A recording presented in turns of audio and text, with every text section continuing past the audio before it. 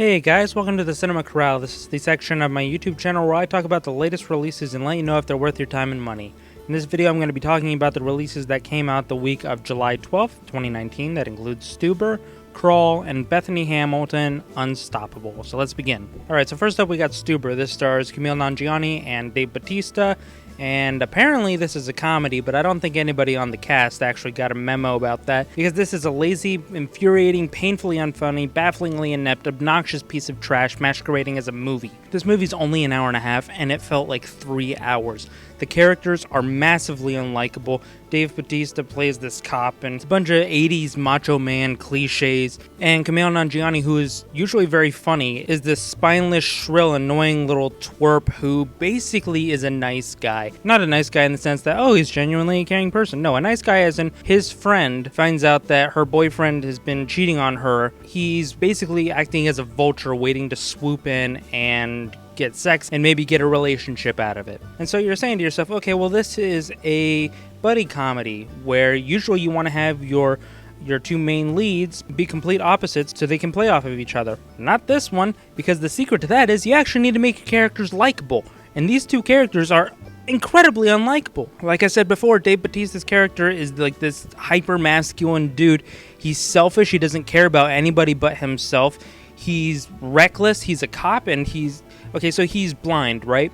Kind of. He gets LASIK eye surgery, so he needs to take an Uber to go around once he gets a tip about somebody who, surprise, surprise, another cliche in this movie, killed his partner. And so his first instinct isn't to, okay, well, maybe I can hand this off to somebody.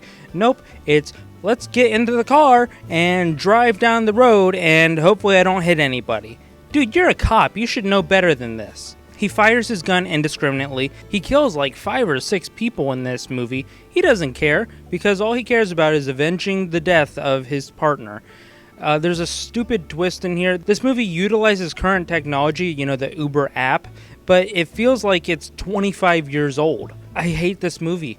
It's painfully unfunny. My audience was almost entirely silent. They got a chuckle here and there, and yeah, it's not completely devoid of comedy, but for the most part, this entire thing is unfunny. The only thing that's really saving this movie from being a complete dumpster fire is that the acting is pretty decent. I would actually like to see Dave Bautista do a more serious role where he's doing like a cop thing, because he can pull that off.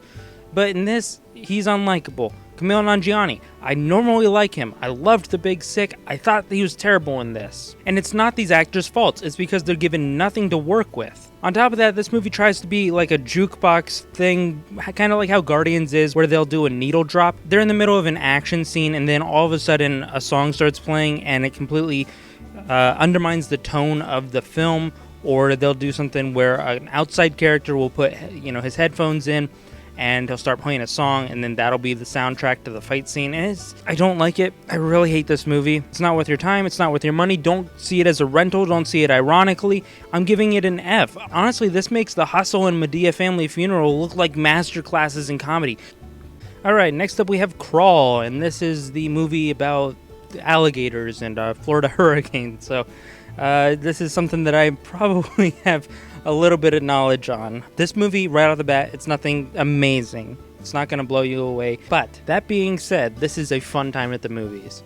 It does a pretty decent job of setting up tension. You genuinely worry about the characters. The production design is pretty neat. The actors are doing a pretty decent job here delivering their lines. And they do actually try to give some character to these characters. There's some actual decent stuff here. Like I said, it's nothing amazing, but it is a fun time at the cinema. It got a pretty good laugh out of me. As soon as the ending credits start, they play See You Later, Alligator by Bill Haley and the Comets. I'm just like, oh, you suck, movie. It's a fun time, not something I would really pay full price to see. It probably like a matinee. I'm going to go ahead and give it a C+. There's really not a whole lot to this movie, and there really doesn't need to be a whole lot to this movie. It's just a fun summer thrill fest, and it's fun watching it with an audience. That's the thing that I've heard a lot. My audience was kind of empty when I went to go see it, but I could see this being a real fun audience film. Go see this. Alright, last up we have the documentary Bethany Hamilton, Unstoppable, and if you don't know who that is, she is the surfer who was attacked by a tiger shark and lost her, I think, left arm. There was a movie about it in 2011 called Soul Surfer. She's written a book. She's apparently pretty famous.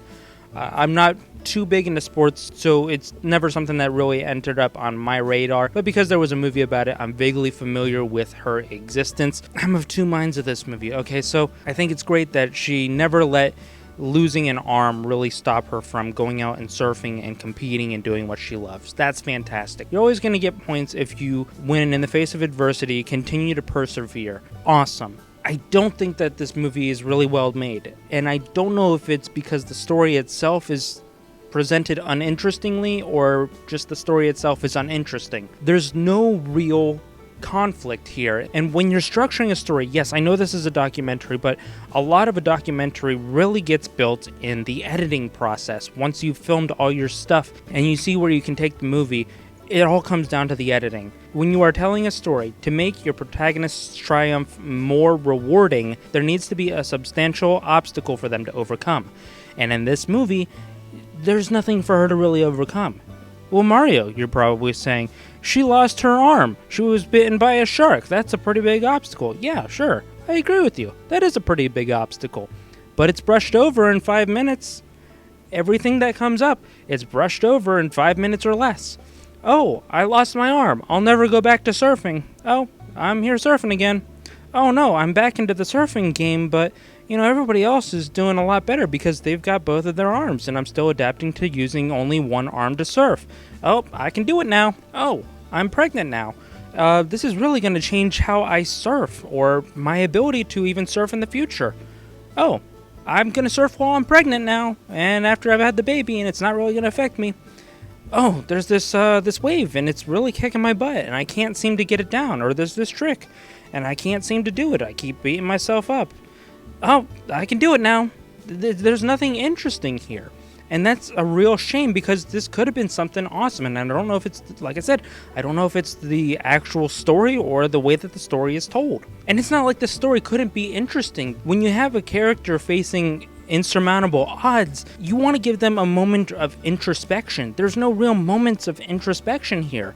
It's just surface level. Oh, I thought I couldn't do it, but now I can. Okay, cool. The surfing is fine. The cinematography is pretty decent, the stuff that they shot for the movie, but it all looks like TV demo reel footage. The stuff that if you were to walk into like a Best Buy, you would see on the 4K TVs. I'm not faulting it for that. I'm just saying, there's nothing substantial here, and that's a real disappointment, especially after this year's given us They Shall Not Grow Old, Apollo 11, Pavarotti I even enjoyed. This movie just kind of falls flat. There is a pretty decent montage here of Bethany training to do a surf thing. I don't remember exactly what it was, but it's it's obviously set to a song. It's kind of like a Rocky thing going on, and she's doing her exercises, and it's intercut with her surfing, and I'm like, all right, cool, I can get behind this. But there's really nothing much to it. It just kind of falls flat as a movie. I'm gonna go ahead and give it a C. I don't think it's all that special. If you're a big Bethany Hamilton fan, you might get more out of it than I did. As a documentary, though, it's kind of flat.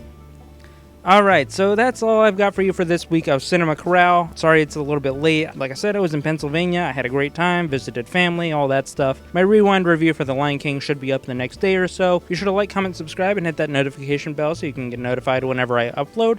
And I will see you later.